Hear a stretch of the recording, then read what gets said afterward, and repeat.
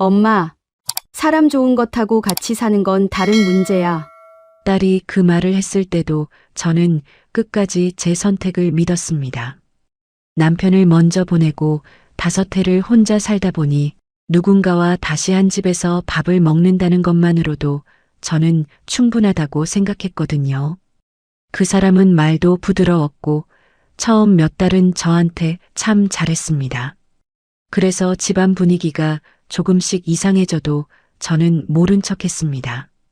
늦은 재혼이었고 괜히 제가 먼저 문제를 꺼내면 자식들 말이 맞아지는 것 같아 싫었습니다. 무엇보다 다시 혼자가 되는 게 무서웠습니다. 그런데 왜 6달쯤 지나자 저는 분명 아내인데도 점점 편한 사람, 참는 사람으로만 남게 된 걸까요? 시작 전 구독과 좋아요로 함께 해주시고 어느 지역에서 듣고 계신지 댓글로 한 번씩만 남겨주세요.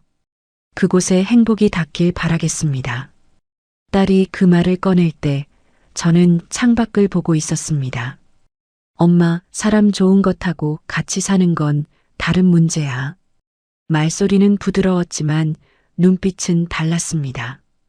걱정이라기보다 간곡함에 가까운 얼굴이었습니다. 유나가 저한테 그런 눈을 하는 건 흔한 일이 아니었거든요. 저는 그걸 알면서도 창밖으로 시선을 돌렸습니다. 대답하기 싫어서가 아니라 대답을 하면 제 결심이 흔들릴 것 같아서였습니다. 그때 저는 이미 마음을 굳힌 뒤였습니다. 저는 정혜자입니다. 그 해에 67이었습니다. 첫 남편과는 40년을 살았습니다. 젊어서 만나 함께 늙은 사람이었으니 그분이 가신 뒤에 남은 집이 얼마나 낯설게 느껴지던지요. 가구도 그대로고 벽지도 그대로고 창문으로 들어오는 햇살도 그대로인데 딱 한 자리만 비어 있었습니다. 그 빈자리가 집 전체를 어딘가 기울어진 것처럼 만들더라고요. 저녁이 되면 밥을 차리고 혼자 먹고 혼자 설거지하고 혼자 불을 껐습니다. 그 고요함이 편안함이 아니라 무게로 느껴지기 시작한 게 언제부터였는지 정확히는 모르겠습니다. 그냥 어느 날부터 새벽에 자꾸 눈이 떠졌습니다. 아무 소리도 없는 집안에서 천장만 보다가 다시 눈을 감는 날들이 5해 동안 쌓였습니다. 성훈 씨를 처음 만난 건 구청 걷기 모임이었습니다. 동네 공원을 한 바퀴 도는 소박한 모임이었는데 거기서 그분이 우연히 제 옆에서 걷게 됐습니다. 처음엔 그냥 조용한 분이다 싶었습니다. 일은이라고 하셨는데 인상이 없었습니다. 찡그리지도 않고 억지로 웃지도 않고 그냥 묵묵히 걸었습니다. 그게 이상하게 편했어요.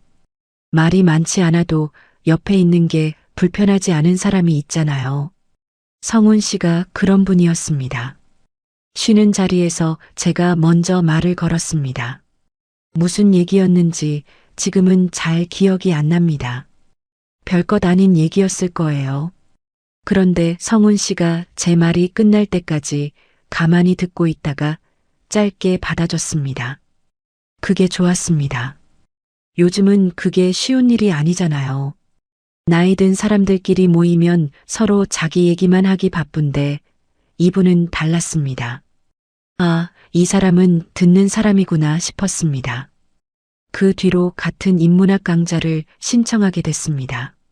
수업이 끝나면 자연스럽게 차를 같이 마시게 됐고 어느 날은 저녁도 같이 먹게 됐습니다.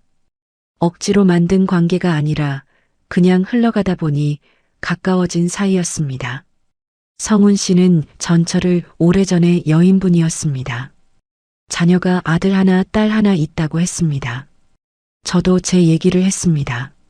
첫 남편 얘기도 하고 혼자 사는 얘기도 하고 그분은 그 얘기도 끝까지 들어줬습니다. 그러다 보니 마음이 기울었습니다. 딸 유나한테 처음 얘기를 꺼낸 날 유나는 잠시 아무 말도 안 했습니다. 그러다가 조심스럽게 물었습니다. 그분 자녀들은 만나봤어? 만나봤다고 했습니다. 아들 정우 씨는 반듯한 인상이었고 딸 수경 씨는 눈이 좀 예리한 편이었지만 상냥하게 인사를 했습니다. 저는 그 자리에서 크게 나쁜 느낌은 받지 못했습니다. 어색하긴 했지만 처음이니까 그렇겠지 싶었어요. 유나는 그 얘기를 듣고도 한동안 표정이 풀리지 않았습니다. 그러더니 그 말을 했습니다. 엄마, 사람 좋은 것하고 같이 사는 건 다른 문제야. 저는 그 말을 듣고도 결심을 바꾸지 않았습니다. 이번에는 다를 거라고 믿고 싶었습니다. 아니, 솔직히 말하면 다르기를 바랐습니다. 늦은 재혼이었고 남은 시간이 얼마인지 모르는 나이에 그래도 다시 한번 살아보고 싶다는 마음이 있었습니다. 다시 혼자가 되는 게 너무 무서웠거든요.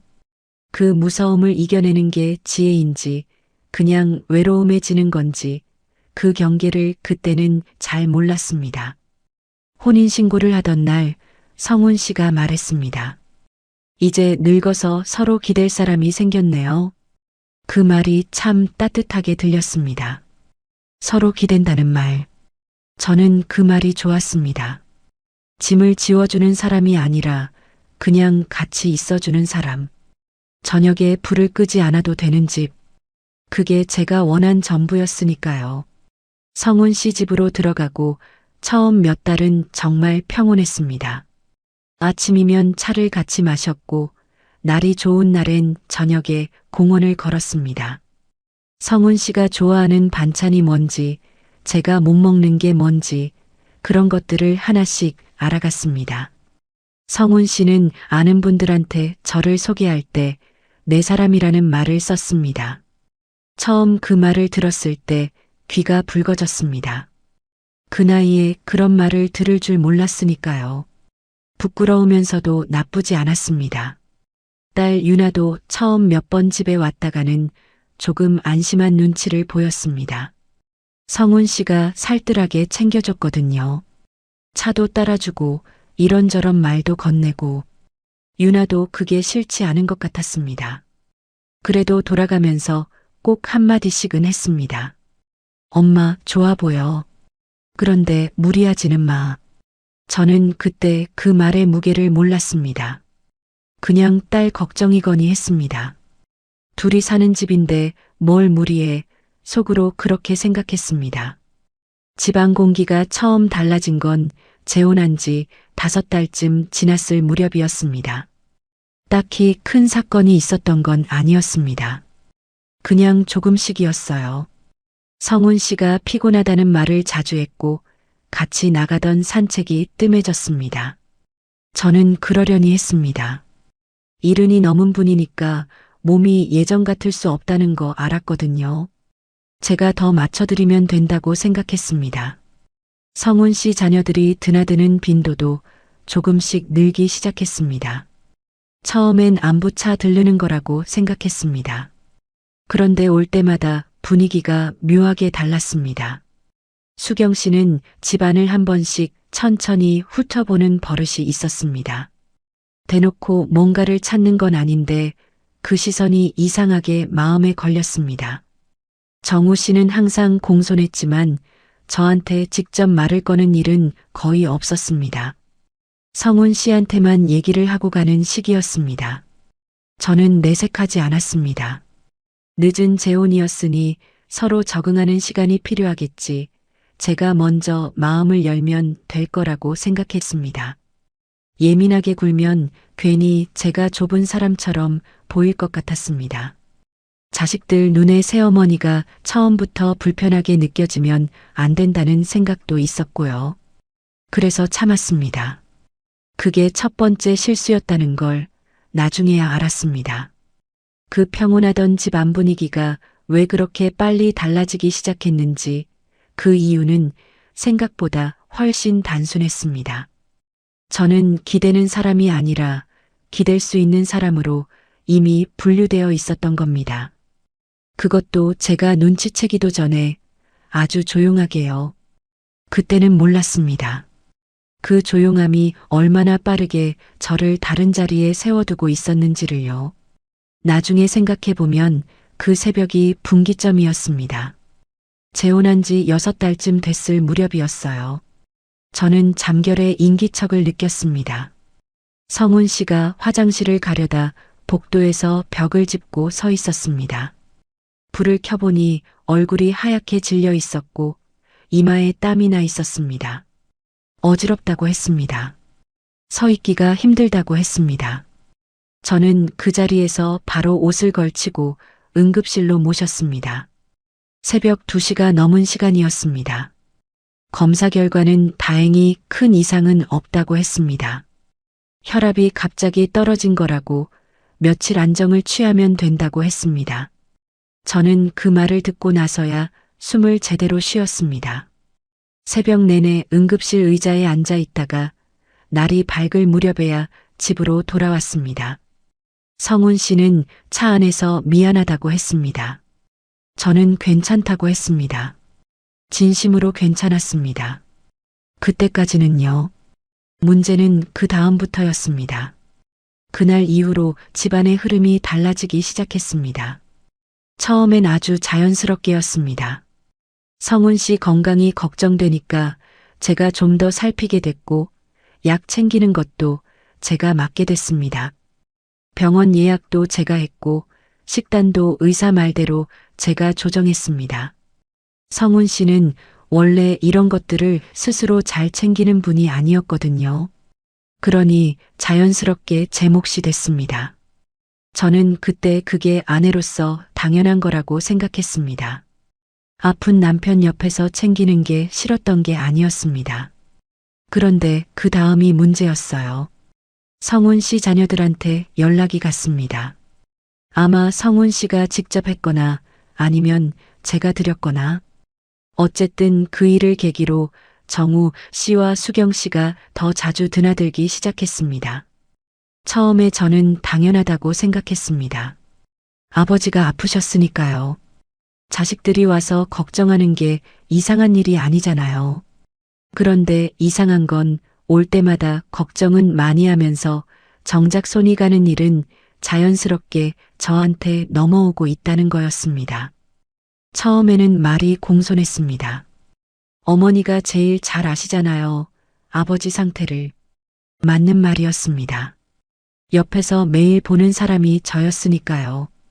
저는 그냥 그렇다고 했습니다. 아버지가 어머니 손을 제일 편하게 느끼세요. 그것도 맞는 말인 것 같았습니다. 성훈 씨가 저한테 의지하는 건 사실이었으니까요. 저는 또 그렇다고 했습니다. 병원 일정은 어머니가 제일 잘 챙기시니까요. 세 번째 말을 들었을 때 뭔가 이상하다는 느낌이 왔습니다. 말은 전부 칭찬처럼 들렸는데 그 칭찬이 반복될수록 저는 점점 거절하기 어려운 사람이 되어가고 있었습니다. 잘 안다고 했으니 챙겨야 하고 편하게 느끼신다고 했으니 곁에 있어야 하고 잘 챙긴다고 했으니 계속해야 하는 그런 구조가 만들어지고 있었습니다. 그때 딱 한 번이라도 제가 말했어야 했습니다. 그런데 저는 그러지 못했습니다. 늦은 재혼이었고 아픈 사람 앞에서 제 얘기를 꺼내는 게 너무 좁아 보이는 것 같았습니다. 자식들 입장에서 아버지가 아픈데 새어머니가 뭔가를 못하겠다고 하면 어떻게 보이겠냐는 생각도 들었습니다. 그러니까 저는 그냥 했습니다. 해야 하니까 했습니다. 그러다 어느 날 성훈 씨 정기 검진 날이었습니다. 저는 아침 일찍부터 준비를 했습니다. 전날 챙겨둔 서류도 있었고 의사한테 물어볼 것들도 메모해뒀습니다. 병원 주차도 제가 했고 접수도 제가 했습니다. 대기하는 동안 성훈 씨 옆에 앉아서 기다렸습니다. 그런데 진료실 앞에서 수경 씨가 나타났습니다. 저는 몰랐습니다. 온다는 말을 못 들었거든요. 수경 씨는 성훈 씨 옆에 서더니 자연스럽게 팔짱을 끼고 먼저 진료실로 들어갔습니다. 저도 따라 들어가려 하자 수경 씨가 문을 잡으며 말했습니다. 어머니는 잠깐만 밖에 계세요. 저희끼리 먼저 얘기 좀 할게요. 저는 그 자리에서 멈췄습니다. 뭐라고 해야 할지 몰랐습니다. 진료실 문이 제 앞에서 닫혔고 저는 복도 의자에 앉았습니다. 손에 들고 있던 메모 종이가 자꾸 구겨졌습니다. 한참 뒤에 두 분이 나오셨습니다. 수경 씨가 저한테 간단하게 상황을 전달해 줬습니다. 별건 아니라고, 다음 달에 한 번 더 오면 된다고. 그게 다였습니다. 제가 메모해둔 질문들은 꺼내지도 못했습니다. 집으로 돌아오는 차 안에서 저는 아무 말도 안 했습니다. 성훈 씨도 아무 말이 없었습니다. 이상하다는 말을 하지 않았습니다. 왜 그랬냐고도 묻지 않았습니다. 그냥 조용히 집에 들어갔습니다.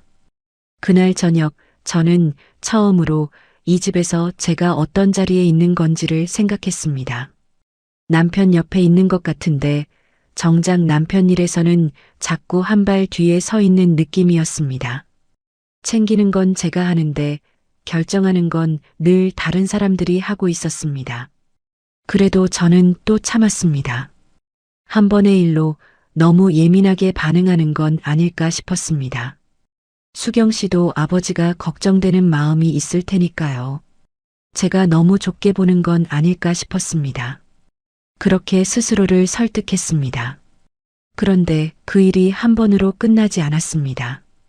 비슷한 일이 반복됐습니다. 병원에서 뭔가 중요한 얘기가 오갈 때면 어김없이 수경 씨나 정우 씨가 먼저 나섰습니다. 그 자리에 저는 없거나 있어도 바깥에서 기다리는 시기였습니다. 처음엔 그냥 넘겼는데 두 번, 세 번 반복되다 보니 그게 우연이 아니라는 게 느껴졌습니다. 집안에서도 비슷했습니다. 성훈 씨 자녀들이 오면 얘기는 그들끼리 했습니다. 저는 차를 내오고 과일을 깎고 그러다 보면 어느새 그들만의 얘기 시간이 됐습니다. 저한테 말을 거는 건 어머니 고생 많으세요라든가 어머니 덕분에 아버지가 잘 계시는 것 같아요 정도였습니다. 그 말들이 고마움인지 아니면 계속 그렇게 해달라는 말인지 저는 점점 구분이 안 됐습니다. 성훈 씨는 어떠셨냐고요? 그분은 자녀들이 오면 표정이 밝아졌습니다. 그건 자연스러운 일이었습니다.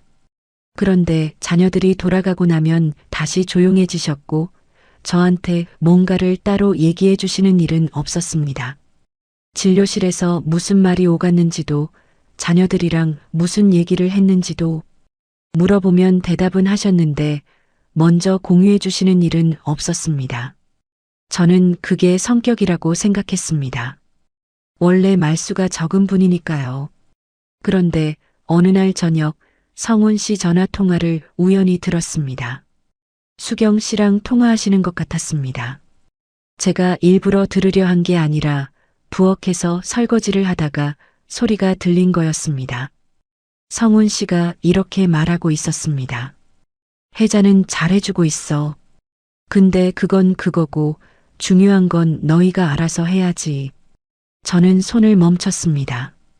그 말이 무슨 뜻인지 정확히는 몰랐습니다. 그런데 뭔가 가슴 한편이 서늘해졌습니다. 잘해주고 있다는 말과 중요한 건 너희가 알아서 해야 한다는 말이 같은 문장 안에 있다는 게 이상했습니다.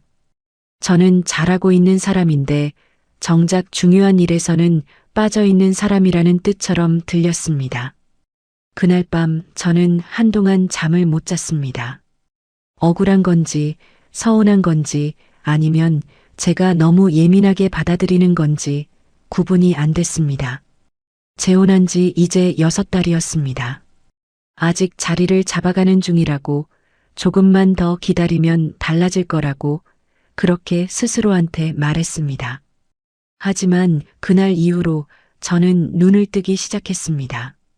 그동안 당연하게 넘겼던 것들이 하나씩 달리 보이기 시작했습니다. 공손한 말 뒤에 있는 것들이, 걱정하는 얼굴 뒤에 있는 것들이. 저는 이 집에 아내로 들어왔는데 어느 순간부터 제 역할은 챙기는 것뿐이고 결정하는 자리에는 늘 다른 사람들이 있었습니다. 나중에 생각해보니 그때부터였습니다. 저는 같이 사는 사람이 아니라 해야 할 사람이 되어가고 있었습니다. 그것도 아주 천천히, 아주 자연스럽게 제가 눈치채기도 전에 그렇게 됐습니다. 부탁받는 것과 당연히 해야 하는 것 사이에는 분명 차이가 있습니다. 그런데 그 경계가 언제 무너졌는지를 저는 한참 지나서야 알았습니다. 무너지는 소리가 나지 않았거든요. 그냥 어느 날 보니까 이미 무너져 있었습니다. 왜 그때 저는 부탁받는 사람이 아니라 당연히 해야 하는 사람처럼 취급되기 시작했을까요? 그 답을 찾는데 저는 생각보다 훨씬 긴 시간이 걸렸습니다. 그 단체방을 보게 된 건 우연이었습니다. 성훈 씨 휴대폰이 식탁 위에 놓여 있었고 저는 그냥 지나치려 했습니다. 그런데 화면이 켜진 채로 알림이 떠 있었습니다. 카카오톡 단체방 알림이었습니다. 방 이름이 보였습니다.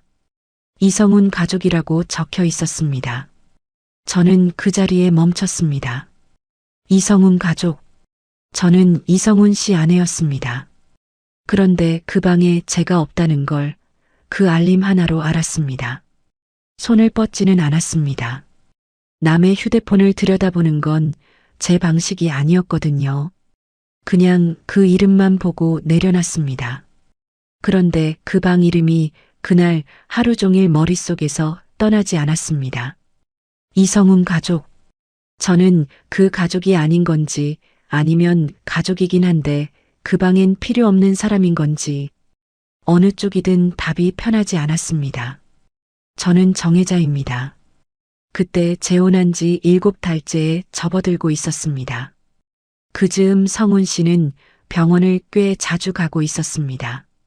처음 응급실 다녀온 이후로 정기 검진도 늘었고 이것저것 추가로 보는 검사도 생겼습니다. 저는 매번 같이 갔습니다. 접수도 하고 대기도 하고 이동도 도왔습니다. 병원 어느 건물 몇 층에 무슨 과가 있는지를 제가 성훈 씨보다 더 잘 알 정도가 됐습니다. 그 정도면 저는 분명히 이 사람 가장 가까이에 있는 사람이었습니다. 그런데 이상한 일이 그 무렵부터 더 뚜렷해졌습니다. 성훈 씨 상태에 대해 제일 많이 아는 사람은 저였습니다.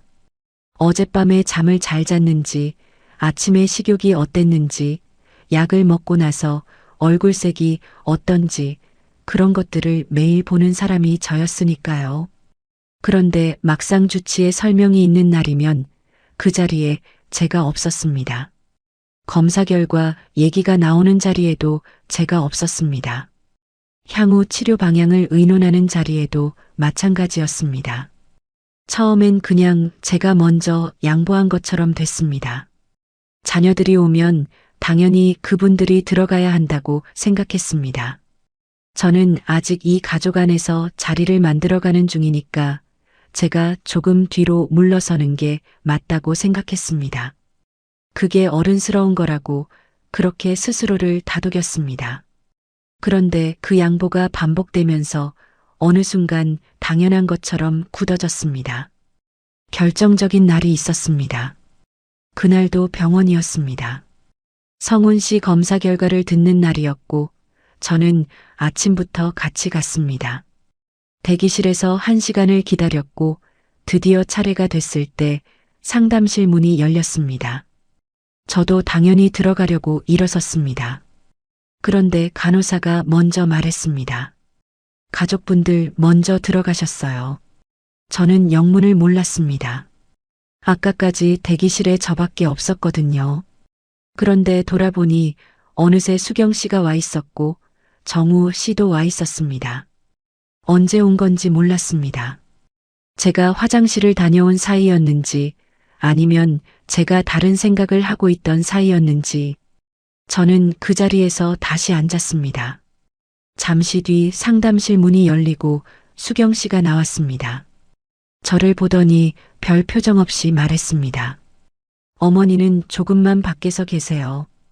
복잡한 얘기라서요. 복잡한 얘기. 저는 그 말을 듣는 순간 숨이 잠깐 막혔습니다. 복잡한 얘기라서 아내는 빠져야 한다는 게 무슨 뜻인지 이해가 안 됐습니다. 아니, 이해는 됐습니다. 다만 받아들이기가 어려웠습니다. 저는 그 자리에서 아무 말도 못했습니다. 수경 씨는 다시 안으로 들어갔고 저는 복도 의자에 앉아서 벽만 봤습니다. 병원 복도는 조용하지 않은데 그날따라 이상하게 조용하게 느껴졌습니다. 손에 들고 있던 가방 끈만 자꾸 만지작거렸습니다. 한참 만에 세 사람이 나왔습니다. 성훈 씨는 저를 보고 기다렸어요? 했습니다. 표정이 편했습니다. 미안하다는 기색은 없었습니다. 수경 씨는 저한테 간략하게 전달해 줬습니다. 다음 달에 추가 검사를 하나 더 해야 한다고 일정은 자기가 잡겠다고 했습니다. 그게 다였습니다. 저는 고개를 끄덕였습니다. 집으로 돌아오는 내내 아무 말도 하지 않았습니다. 성훈 씨도 딱히 말을 걸지 않았습니다. 저는 창밖만 봤습니다. 가슴 안쪽이 이상하게 무거웠는데 그게 서러움인지 황당함인지 구분이 안 됐습니다. 그날 저녁이었습니다. 성훈 씨가 먼저 주무시러 들어가시고 저는 거실에 혼자 앉아 있었습니다. 그러다 식탁 위에 성훈 씨 휴대폰이 또 놓여 있는 걸 봤습니다. 이번에는 화면이 켜진 채로 단체방 대화가 열려 있었습니다. 저는 보려고 한 게 아니었습니다. 그냥 가까이 있었고 화면이 보였습니다. 이성훈 가족방이었습니다. 거기에 오늘 검사 결과가 이미 공유되어 있었습니다. 수경 씨가 올린 것 같았습니다. 다음 달 추가 검사 일정도 나와 있었고 정우 씨가 그날 병원에 같이 가겠다는 답도 달려 있었습니다. 저는 그 대화를 끝까지 읽었습니다. 제 이름은 없었습니다. 저한테 공유하거나 알리겠다는 말도 없었습니다. 그 방 안에서 오늘 하루가 이미 정리되어 있었고 저는 그 바깥에 있었습니다. 그제야 이상한 점들이 하나씩 맞아들어가기 시작했습니다. 수경 씨가 진료실 밖에서 기다리라고 했던 것도, 정우 씨가 일정을 자기가 잡겠다고 했던 것도, 병원에서 중요한 얘기가 나올 때마다 제가 빠져 있었던 것도, 그게 그때그때의 상황 때문이 아니었습니다. 처음부터 그런 식으로 정해져 있었던 겁니다. 저는 옆에서 챙기는 사람이고 결정하는 자리에는 자녀들이 있는 것으로요. 저는 그날 밤 유나한테 전화를 할까 생각했습니다. 그런데 하지 않았습니다. 딸한테 이 얘기를 꺼내면 처음부터 걱정했던 딸 말이 맞아지는 것 같았습니다. 제가 재혼을 너무 쉽게 생각했다는 말을 듣는 것 같아서 싫었습니다. 그리고 솔직히 말하면 아직 제가 예민하게 보는 거일 수도 있다는 생각도 있었습니다. 단체방 하나로 너무 크게 받아들이는 건 아닐까 싶었습니다. 그래서 혼자 삭혔습니다. 그런데 그 다음 날부터 저는 조금씩 달라지기 시작했습니다. 당연하게 넘기던 것들을 그냥 넘기지 않고 한 번씩 다시 보기 시작했습니다. 병원에서 안내 문자가 올 때 누구한테 먼저 오는지를 봤습니다. 대부분 저한테 먼저 왔습니다. 저는 등록된 보호자였으니까요. 그런데 그 문자 내용이 자녀들한테도 따로 가는지 아니면 자녀들이 성훈 씨한테 직접 확인하는 건지 그 후 경로가 어디서부터 갈라지는지가 보이기 시작했습니다. 주치의 면담 안내도 마찬가지였습니다. 공식적으로는 제 이름으로 안내가 왔습니다. 그런데 실제 면담 자리에는 제가 빠져 있었습니다. 서류상 보호자는 저인데 현장에서는 제가 없었습니다. 그 차이가 처음엔 그냥 그러려니 하고 넘겼던 것들인데 다시 보니 아무것도 우연이 아니었습니다. 가장 가까이 있었지만 가장 중요한 자리에서는 늘 빠져 있었습니다. 매일 밥을 챙기고 약을 챙기고 병원을 같이 다녔지만 그 사람 앞날에 관한 얘기는 제가 없는 자리에서 이루어지고 있었습니다. 저는 이 집에 아내로 들어온 건데 어느 순간부터 제가 하는 역할은 간병인에 가까웠고 가족으로서의 자리는 어디서부터인지 모르게 비어 있었습니다. 그때 저는 처음으로 생각했습니다. 이걸 계속 모른 척하면 어떻게 될까? 모른 척하면 편할 것 같았습니다. 갈등이 생기지 않으니까요. 그런데 모른 척할수록 제 자리는 더 작아질 게 분명했습니다. 이미 충분히 작아져 있었으니까요. 저는 그날 이후로 한 가지를 시작했습니다. 병원에서 오는 문자를 지우지 않고 모아두기 시작했습니다. 보호자 출입 확인이 되는 날짜들도 기억해뒀습니다. 주치의 면담 안내가 언제 왔는지, 실제 면담에는 누가 들어갔는지도 따로 적어뒀습니다. 거창한 게 아니었습니다. 그냥 제 눈에 보이는 것들을 기록으로 남겨두기 시작한 것 뿐이었습니다. 왜 그랬냐고요? 그때는 저도 몰랐습니다. 그냥 이 상황을 제 손으로 붙들고 싶었습니다. 아무것도 모르는 채로 계속 밀려나기는 싫었습니다.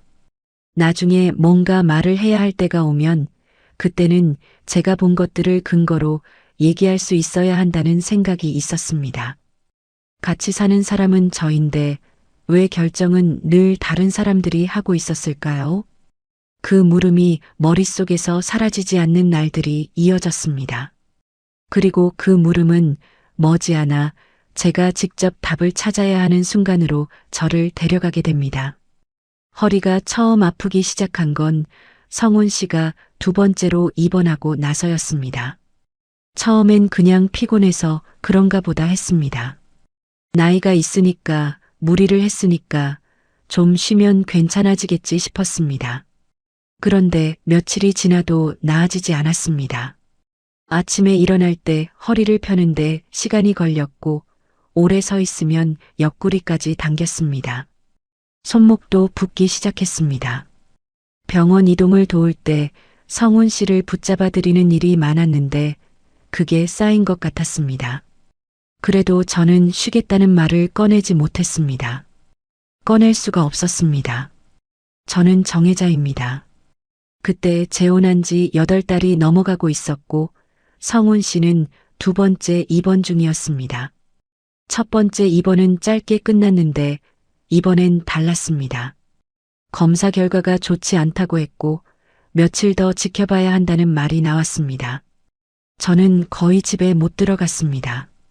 아침에 잠깐 들러서 옷을 갈아입고 다시 병원으로 가는 날이 이어졌습니다. 씻고 나오면서 거울을 봤는데 얼굴이 낯설었습니다. 제 얼굴인데 제 얼굴 같지 않았습니다. 눈밑이 거무스름했고 볼이 빠져 있었습니다.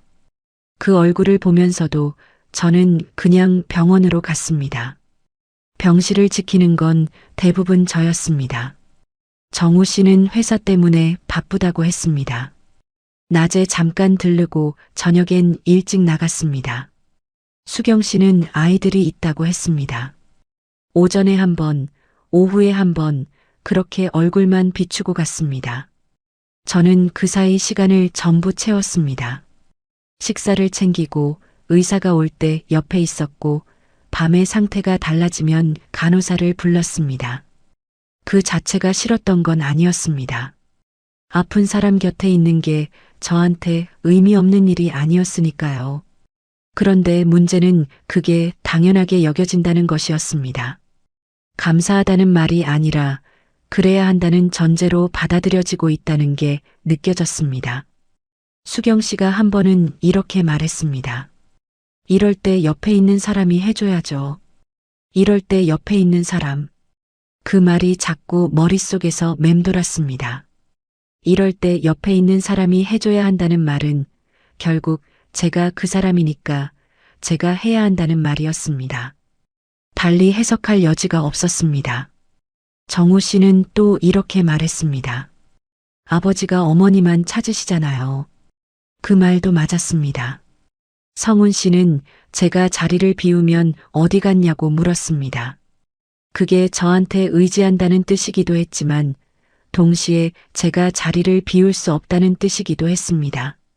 저는 그 사이에 끼어 있었습니다. 아픈 남편이 찾는 사람이라는 것과 그러니까 자리를 지켜야 한다는 것 사이에서요. 어느 날 저는 조심스럽게 말을 꺼냈습니다. 허리가 좀 안 좋아서요. 며칠은 제가 좀 쉬어야 할 것 같아요. 수경 씨가 바로 받았습니다. 조금만 더 버티면 되잖아요. 아버지 상태가 안정되면 그때 쉬세요. 조금만 더.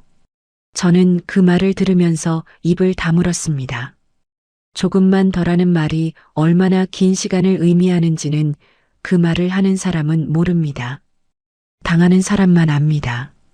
저는 그 조금만 더를 이미 몇 달째 하고 있었는데 끝이 어딘지 보이지 않았습니다. 성훈 씨도 달라져 있었습니다. 처음 입원했을 때는 미안하다는 말을 했습니다. 고생시켜서 미안하다고, 덕분에 잘 쉬고 있다고. 그런데 입원이 길어지면서 그 말이 줄었습니다. 고맙다는 말도 줄었습니다. 대신 다른 말들이 늘었습니다. 오늘 죽이 좀 달랐어요. 베개 높이가 맞지 않아요. 어제는 왜 이렇게 늦게 왔어요? 불편하다는 말, 아쉽다는 말, 늦었다는 말. 그런 말들이 하나씩 늘었습니다. 저는 그 말들을 들을 때마다 더 잘 해드려야겠다고 생각했습니다. 부족한 게 있으니까 저러시는 거라고, 아프면 예민해질 수 있다고, 그렇게 받아들이려고 했습니다. 그런데 어느 순간부터 그게 너무 힘들었습니다. 몸이 힘든 것보다 이상하게 마음이 더 무거웠습니다. 뭘 해도 부족한 것 같고, 뭘 해도 당연한 것처럼 여겨지는 느낌이 쌓이면서 저는 처음으로 이런 생각을 했습니다. 내가 이 집에 아내로 들어온 건지, 아니면 그냥 가장 편한 사람으로 들어온 건지. 그 생각이 처음 든 날, 저는 병원 화장실에서 거울을 봤습니다. 수도꼭지를 틀고 손을 씻으면서 제 눈을 봤는데 눈빛이 꺼져 있었습니다. 빛이 없었습니다. 저도 모르게 그 자리에 한동안 서 있었습니다. 손을 다 씻었는데도 수도꼭지를 잠그지 못하고 그냥 멍하니 서 있었습니다. 목이 잠길 것 같았습니다. 울고 싶었는데 눈물이 나오지 않았습니다. 그게 더 이상했습니다. 그 정도로 지쳐 있었는데 울 기운도 없었습니다. 그날 저녁 유나한테서 전화가 왔습니다. 엄마, 요즘 어때? 목소리가 왜 그래? 저는 괜찮다고 했습니다. 조금 피곤하다고만 했습니다. 유나는 한동안 말이 없다가 조심스럽게 물었습니다. 거기 사람들이 좀 도와줘? 저는 잠깐 망설였습니다. 그리고 또 괜찮다고 했습니다. 다들 바쁜 거라고, 제가 좀 더 하면 된다고. 전화를 끊고 나서 손이 떨렸습니다. 괜찮다는 말을 이렇게 많이 한 게 언제였나 싶었습니다. 괜찮지 않은데 괜찮다고 하는 말이 반복될수록 더 무거워진다는 걸 그때 알았습니다. 그 무렵 수경 씨와 작은 충돌이 있었습니다. 성훈 씨 식사 문제였습니다. 의사가 짜지 않게 드셔야 한다고 했는데 수경 씨가 바깥에서 사온 음식이 간이 세 보였습니다. 저는 조심스럽게 말을 했습니다. 병원에서 주의하라고 했으니 이런 건 좀 자제하는 게 좋지 않겠냐고요. 수경 씨는 잠깐 저를 봤습니다. 그리고 성훈 씨한테 말했습니다. 아버지, 드시고 싶으시면 조금만 드세요. 저한테 한 말이 아니었습니다. 제 말을 무시한 게 아니라 아예 없는 말로 만들어버린 것이었습니다. 성훈 씨는 수경 씨가 가져온 음식을 드셨습니다. 저는 그 자리에서 아무 말도 하지 않았습니다. 병실 창밖을 봤습니다. 그 순간 느낀 건 화가 아니었습니다. 허탈함이었습니다. 저는 매일 이 사람 곁에 있고 매일 이 사람 상태를 살피는데 정작 제 말은 이 공간에서 무게가 없었습니다. 말을 해도 닿지 않는 느낌, 있는데 없는 사람 같은 느낌. 그게 그때 제가 느낀 것이었습니다. 그날 밤 저는 병실 밖 복도 의자에 앉아 있었습니다. 성훈 씨가 주무시는 동안 잠깐 나온 것이었습니다. 복도는 조용했습니다. 저는 핸드폰을 꺼내 그동안 모아둔 것들을 다시 봤습니다. 병원 문자들, 보호자 출입 날짜들, 면담 안내 기록들. 처음엔 그냥 기억해 두려고 모아둔 것들이었는데 다시 보니 거기에 흐름이 있었습니다. 면담 안내는 저한테 왔는데 실제 면담에는 제가 없었습니다. 보호자로 등록된 건 저인데 병원 안에서 보호자 역할을 하는 건 수경 씨와 정우 씨였습니다. 서류와 현실이 다르게 돌아가고 있었습니다. 저는 그 기록들을 보면서 처음으로 분명하게 생각했습니다. 이건 제가 예민한 게 아니었습니다. 이건 처음부터 설계되어 있던 구조였습니다. 저는 몸으로 옆에 있고 결정은 다른 사람들이 하는 구조. 저를 붙잡아 두는 것과 저를 밀어내는 것이 동시에 일어나고 있었습니다. 붙잡아 두는 이유는 간단했습니다. 제가 하는 일이 필요했으니까요. 밀어내는 이유도 간단했습니다. 제가 결정하는 자리에 있으면 불편하니까요. 저는 그 밤에 한 가지를 결심했습니다. 더 이상 모른 척하지 않겠다고. 참는 것과 모르는 척하는 것은 다른 일이었습니다. 저는 지금까지 두 가지를 같이 하고 있었습니다. 그런데 이제는 참더라도 모른 척은 하지 않겠다고 생각했습니다. 제가 이렇게까지 무너지고 있는데 아무도 그걸 문제라고 하지 않았습니다. 그러면 제가 직접 문제라고 해야 했습니다. 그 생각이 처음으로 선명해진 밤이었습니다. 그날은 새벽부터 분위기가 달랐습니다. 성훈 씨가 밤새 불편하다고 하셨고 새벽 4시쯤 간호사가 들어와서 활력 징후를 체크했습니다. 저는 그 소리에 눈을 떴습니다. 보호자 간이 침대에서 자다가 일어나 옆에 섰는데 간호사 표정이 평소와 달랐습니다. 뭔가를 확인하고 나가더니 잠시 후 당직 의사가 들어왔습니다. 말이 많지 않았습니다. 몇 가지를 살피고 나서 중환자실 이동을 검토해 봐야 할 것 같다고 했습니다. 저는 그 말을 듣는 순간 손이 차가워졌습니다. 중환자실. 그 단어가 공기 안에서 무겁게 내려앉았습니다. 저는 간호사한테 보호자로서 확인해야 할 것들을 물었습니다. 서류가 필요한지, 동의서가 있는지, 이동은 언제 하는지. 간호사는 차분하게 답해줬습니다. 저는 그 내용을 머릿속에 새겼습니다. 손이 떨렸지만 메모를 했습니다. 그 새벽에 수경 씨한테 연락이 갔는지는 모르겠습니다. 제가 한 건 아니었습니다. 성훈 씨가 직접 했는지 아니면 병원 쪽에서 연락이 갔는지. 어쨌든 오전이 되기 전에 수경 씨가 나타났고 정우 씨도 점심 무렵에 왔습니다. 저는 그 사이에 서류를 챙겼습니다. 보호자 동의서에 서명을 했고 주치의가 잠깐 복도에서 현재 상태를 설명해 줄 때 옆에서 들었습니다. 성훈 씨는 오전 중에 중환자실로 옮겨졌습니다. 중환자실 앞 복도는 일반 병동과 공기가 달랐습니다. 조용했습니다. 발소리도 줄어들고 말소리도 줄어드는 공간이었습니다. 보호자들이 문 앞에서 기다리고 면회 시간이 되면 잠깐 들어가는 방식이었습니다. 저는 그 앞에 서 있었습니다. 가방을 들고 서류를 손에 쥐고 면회 시간을 기다렸습니다. 그때 수경 씨가 저한테 왔습니다. 먼저 말을 건 건 수경 씨였습니다. 표정은 차분했습니다. 걱정하는 얼굴이긴 했지만 눈빛은 달랐습니다. 뭔가를 정해두고 온 사람의 눈빛이었습니다. 어머니는 오늘 집에 가세요. 저희가 있을게요. 저는 그 말을 듣고 바로 대답하지 않았습니다. 며칠을 거의 병실에서 살다시피 했습니다. 새벽에 상태가 달라졌을 때 옆에 있었던 것도 저였고 주치의 설명을 들은 것도 저였고 중환자실 이동 동의서에 서명한 것도 저였습니다. 그런데 정작 중환자실 앞에서 집에 가라는 말을 듣고 있었습니다. 저는 가만히 서 있었습니다. 수경 씨는 제가 대답을 안 하자 한 발 더 들어왔습니다. 아버지도 저희가 있는 걸 더 편하게 생각하세요. 그 말이 복도에 퍼졌습니다. 주변에 다른 보호자들도 있었고 지나가는 간호사도 있었습니다. 저는 그 시선들을 한꺼번에 느꼈습니다. 귀가 먹먹해졌습니다. 손에 쥐고 있던 서류가 구겨졌습니다. 아버지도 저희가 있는 걸 더 편하게 생각하신다. 그 말이 무슨 뜻인지 모르는 사람은 없었을 겁니다. 당신은 여기 있을 사람이 아니라는 뜻이었습니다.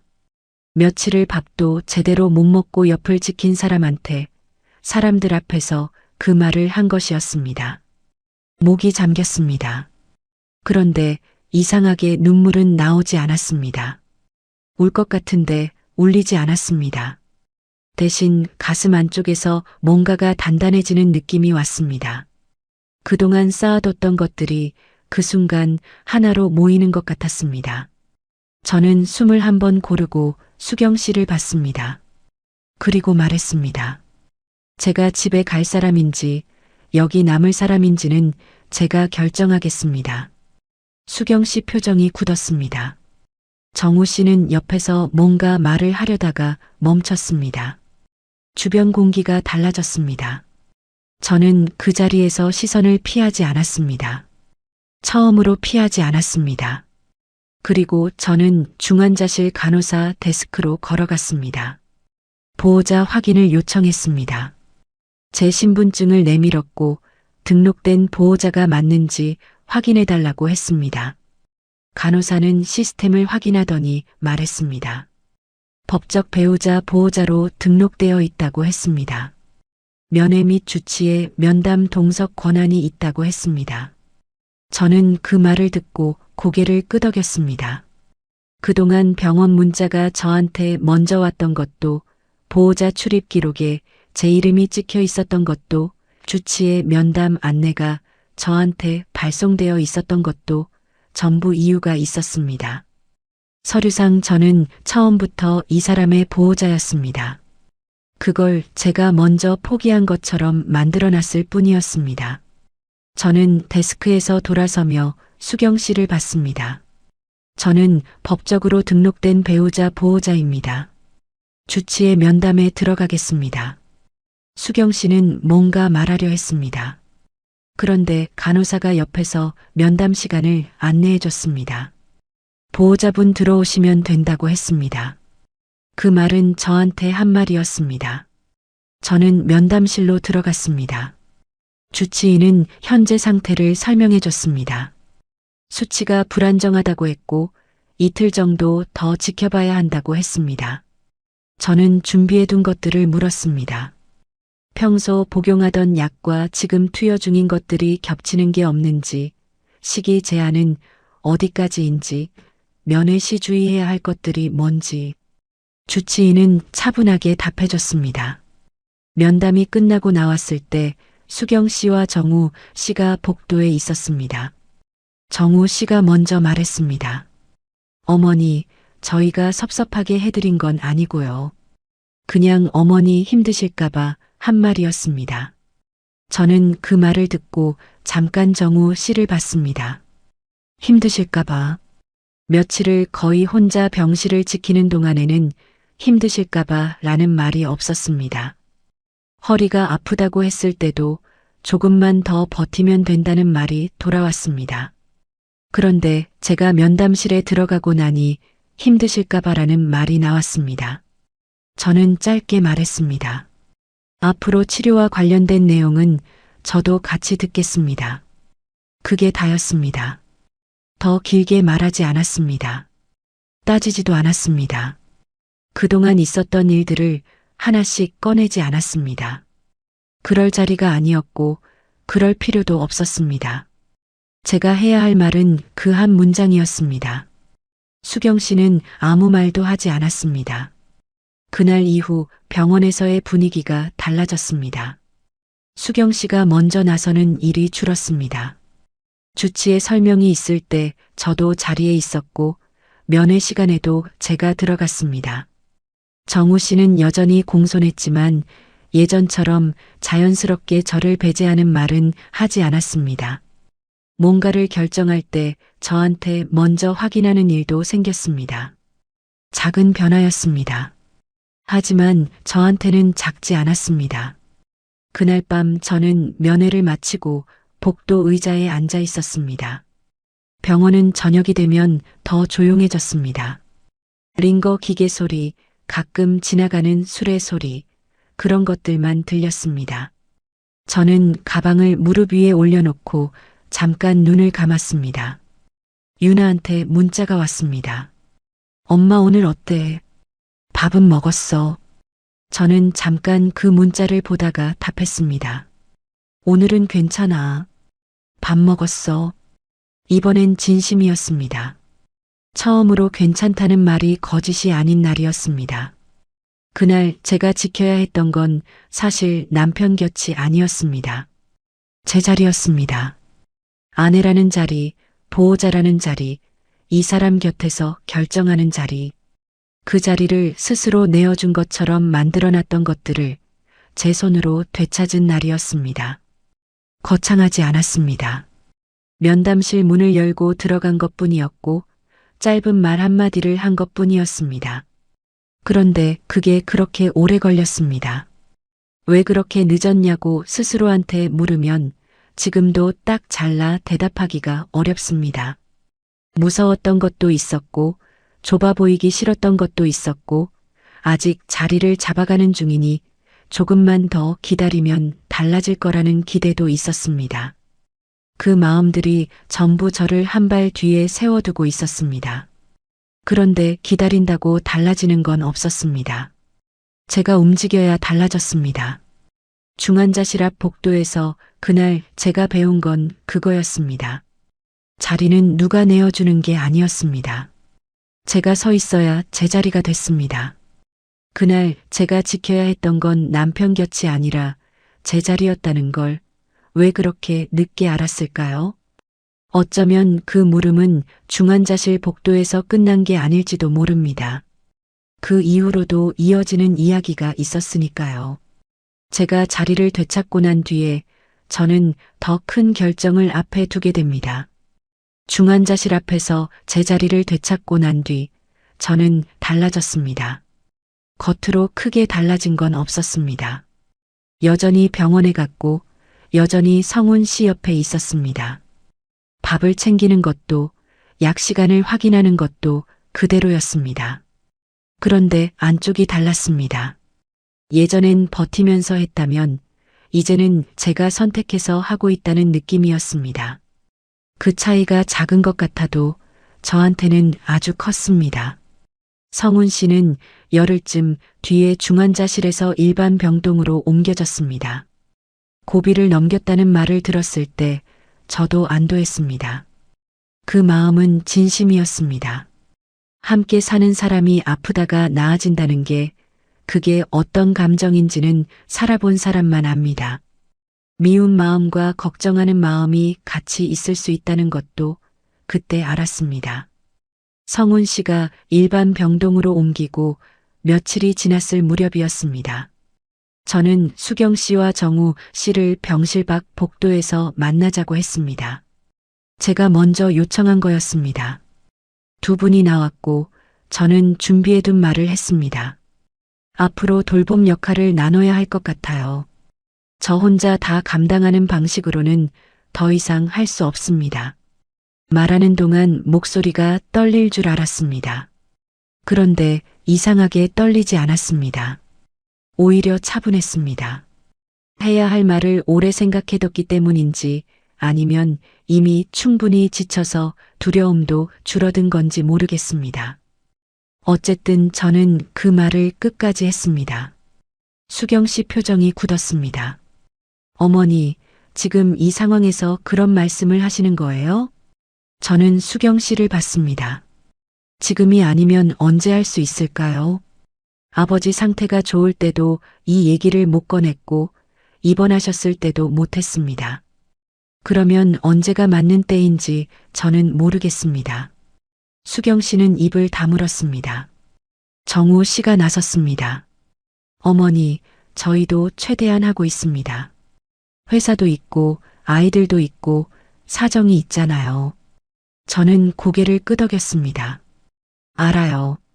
저도 그 사정을 모르는 게 아닙니다. 그런데 저한테도 몸이 있습니다. 허리가 아프다고 했을 때 조금만 더 버티면 된다는 말을 들었는데 저는 그 조금만 더를 몇 달째 하고 있었습니다. 정우 씨가 뭔가 말하려다 멈췄습니다. 저는 계속했습니다. 저는 이 집에 아내로 들어왔습니다. 간병인으로 들어온 게 아닙니다. 아픈 남편 옆에 있는 건 당연히 할 수 있습니다. 그런데 제 몸이 버텨줄 수 있는 만큼만 할 수 있습니다. 그 이상은 저도 사람인 이상 한계가 있습니다. 복도가 조용했습니다. 수경 씨가 먼저 자리를 피했습니다. 차갑다는 말을 흘리듯 했습니다. 저는 그 말을 들었지만 붙잡지 않았습니다. 예전이었으면 그 말에 마음이 흔들렸을 겁니다. 차갑다는 말을 듣지 않으려고 더 참았을 겁니다. 그런데 이번엔 달랐습니다. 차갑다는 말이 저한테 닿지 않았습니다. 정우 씨는 한참 서 있다가 알겠다고 했습니다. 다음 주부터 자신이 평일 하루는 오겠다고 했습니다. 수경 씨도 조율하겠다고 했습니다. 처음 나온 말치고는 구체적이었습니다. 저는 고맙다고 했습니다. 진심이었습니다. 그날 병실로 돌아오면서 저는 성훈 씨 얼굴을 봤습니다. 주무시고 계셨습니다. 중환자실에 있을 때보다 얼굴이 많이 편해 보였습니다. 저는 옆 의자에 앉아서 잠깐 그 얼굴을 봤습니다. 40년을 함께 산 첫 남편 얼굴이 겹쳐 보이는 순간이 가끔 있었는데 그날은 그러지 않았습니다. 그냥 이 사람의 얼굴을 봤습니다. 같이 살기로 한 사람. 그 선택은 제가 한 거였습니다. 미운 마음이 없었다면 거짓말이 됩니다. 그런데 다 미웠던 것도 아니었습니다. 사람 마음이 그렇게 단순하지가 않더라고요. 원망하면서도 걱정하고 지치면서도 곁에 있고 싶은 마음이 동시에 있었습니다. 그 복잡한 감정들을 다 정리하고 결정을 내리는 건 불가능한 일이었습니다. 그냥 그 복잡한 채로 그래도 제 선은 지키기로 한 거였습니다. 성훈 씨가 퇴원한 건 그로부터 열흘쯤 뒤였습니다. 집으로 돌아온 날 성훈 씨는 현관에 들어서면서 집이 좋다고 했습니다. 저는 짐을 내려놓으면서 그 말을 들었습니다. 뭔가 복잡한 감정이 올라왔는데 그게 무엇인지 딱 잘라 말하기 어려웠습니다. 그날 저녁 저는 유나한테 전화를 했습니다. 처음으로 제대로 얘기를 했습니다. 그동안 있었던 일들을 중환자실 앞 복도에서 있었던 일도 복도에서 수경 씨 정우 씨한테 말한 것도 유나는 중간에 한 번도 끊지 않고 들었습니다. 다 듣고 나서 한동안 조용했습니다. 그러더니 말했습니다. 엄마 잘했어. 그 말 세 글자가 그렇게 클 줄 몰랐습니다. 목이 잠겼습니다. 이번엔 눈물이 났습니다. 참으려고 했는데 참아지지 않았습니다. 저는 전화기를 들고 한참을 울었습니다. 유나는 아무 말 없이 옆에 있어줬습니다. 그게 고마웠습니다. 한참 뒤에 유나가 조심스럽게 물었습니다. 엄마 앞으로 어떻게 할 거야? 저는 잠깐 생각했습니다. 혼인관계를 바로 정리하겠다는 결심은 그때 없었습니다. 성급하게 내릴 결정이 아니었습니다. 그런데 한 가지는 분명했습니다. 더 이상 혼자 다 감당하는 방식으로는 살지 않을 거야. 유나는 알겠다고 했습니다. 필요하면 언제든 얘기하라고 했습니다. 저는 고맙다고 했습니다. 전화를 끊고 나서 저는 창밖을 봤습니다. 밤이었습니다. 아파트 불빛들이 하나씩 켜져 있었습니다. 저마다 저녁을 보내고 있는 집들이었습니다. 어떤 집은 행복할 거고, 어떤 집은 힘들 거고, 어떤 집은 저처럼 복잡한 채로 하루를 마무리하고 있을 거였습니다. 사람 사는 게 다 그런 거라는 생각이 들었습니다. 말끔하게 정리되는 이야기는 없었습니다. 그냥 오늘을 버티고 내일을 맞이하고 그러다 보면 뭔가 달라지는 것들이 생기는 거였습니다. 저는 그날 이후로 제 몸을 먼저 살피기 시작했습니다.